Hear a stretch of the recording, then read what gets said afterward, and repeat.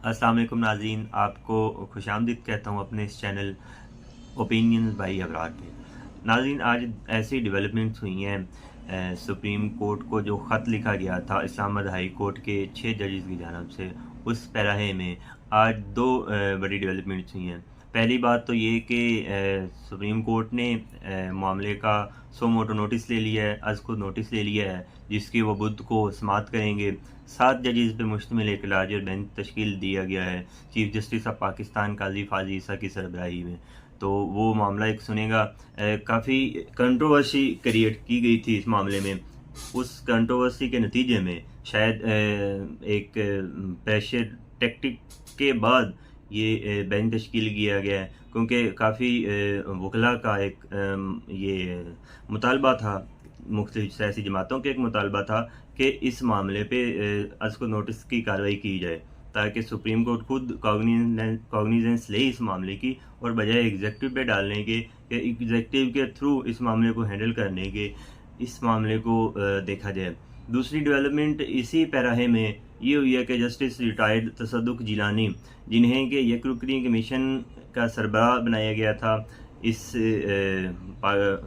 ख़त के नतीजे में, जो ख़त इस्लामाबाद हाई कोर्ट के 6 जज ने सुप्रीम कोर्ट ऑफ पाकिस्तान को लिखा, चीफ जस्टिस ऑफ पाकिस्तान को लिखा, जिसमें एक मीटिंग हुई थी chief justice of Pakistan along with senior puisne जज justice Mansoor Ali Shah registrar supreme court की, प्राइम मिनिस्टर ऑफ पाकिस्तान के साथ वफाकी वज़ीर कानून आज़म नज़ीर तारड़ साहब और attorney general of Pakistan Mansoor Usman Awan साहब के साथ। तो उस मुलाकात के नतीजे में एक कमीशन तश्कील दिया गया था काबीना की मंजूरी के बाद, जिसमें एक यकरुकनी कमीशन बनाया गया था, और यकरुकनी कमीशन चीफ जस्टिस साबिक़ chief justice retired Tassaduq Jillani पे मुश्तमिल था।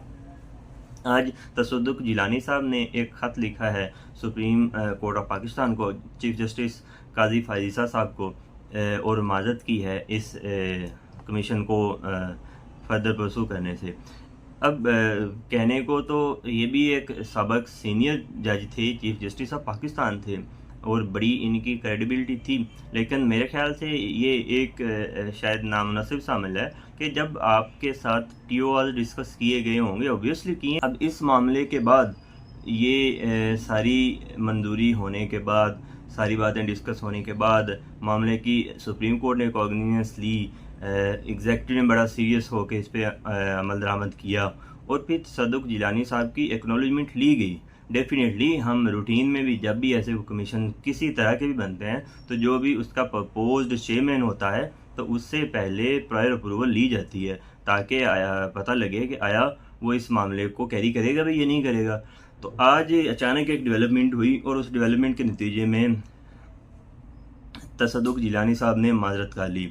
अब वहाँ पे एक तरह से ये मामला तो वैसे का वैसा रह गया। देखिए अब ऊँट किस करवट बैठता है। लेकिन साथ में एक जो डेवलपमेंट दूसरी आपको पहले मैंने बताई कि सुप्रीम कोर्ट ऑफ पाकिस्तान ने इस मामले की कॉग्निजेंस खुद से दोबारा से लेते हुए अब एक सोमोटो नोटिस ले लिया। सोमोटो नोटिस के नतीजे में लार्जर बेंच बन गया, और वो लार्जर बेंच बुध को इस मामले की समाअत करेगा।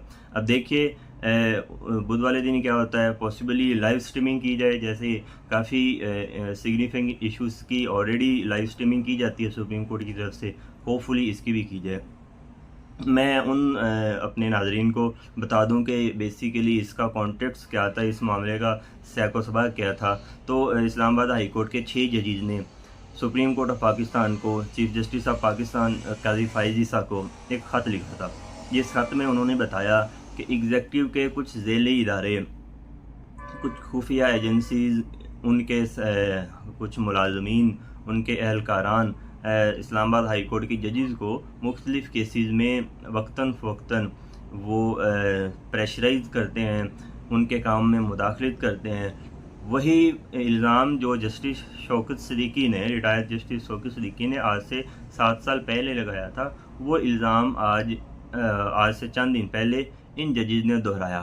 तो उसी के नतीजे में जो सुप्रीम कोर्ट ऑफ पाकिस्तान के चीफ जस्टिस काजी फाइज़ ईसा ने एक इनके साथ मीटिंग की, इन्हीं 6 जजेस को अपने घर अफ्तार पे बुलाया, और उनसे फर्दन सारी डिटेल में ये बातें उन्होंने डिस्कस की।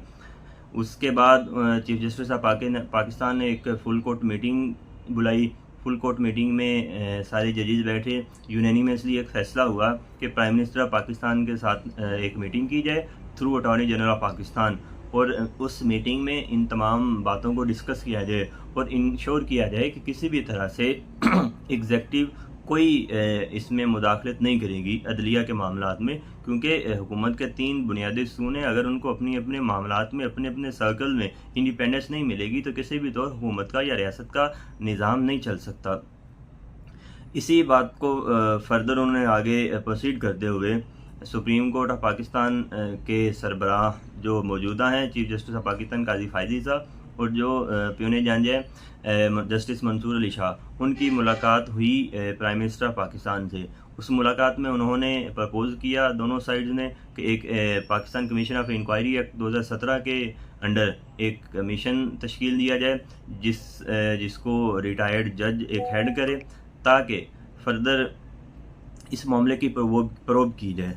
तो काबीना ने इस बात की मंजूरी दी हफ्ते वाले दिन, और मंजूरी के बाद इसका एलामिया जारी हुआ, एक कमीशन तश्कील दे दिया गया। लेकिन आज उस जो यकरुकनी कमीशन था जस्टिस रिटायर्ड तसद्दुक़ हुसैन जिलानी, उन्होंने इस कमीशन को कंटिन्यू करने से माजरत कर ली है।